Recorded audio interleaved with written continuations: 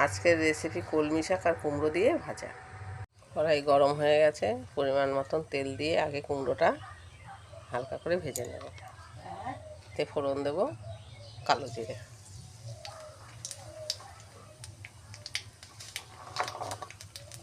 দিয়ে দিলাম।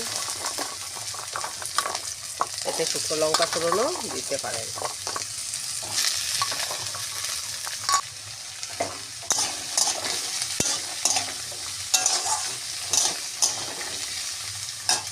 অল্প হলুদ দেবো, কারণ শাক ভাজার সময় একটু হলুদ দেবো। এই জন্য কুমড়োতে অল্প করে হলুদ দিলাম। নুনটা একটু পরে দেবো। কুমড়োটা মোটামুটি ভাজা ভাজা হয়ে এসেছে, এবারে শাকটা দিয়ে দেবো।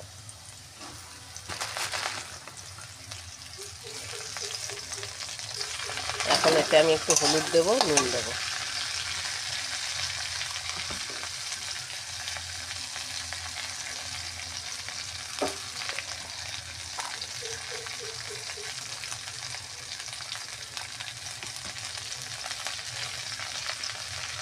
আর কাঁচা লঙ্কা একটু বেটে রেখেছিলাম, কাঁচা লঙ্কাটা দিচ্ছি।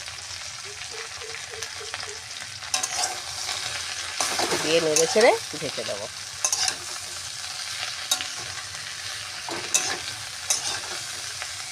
নাড়াচাড়া হয়ে গেছে, এবার ঢেকে দিলাম।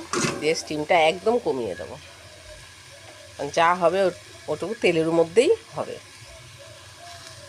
ঢাকনাটা খুলে দিচ্ছি। কুমড়ো দিয়ে কলমি শাক করতে গেলে শাকটা একটু বড় বড় করে কাটতে হবে। হয়ে এসেছে, এবারে একটু চিনি দেব।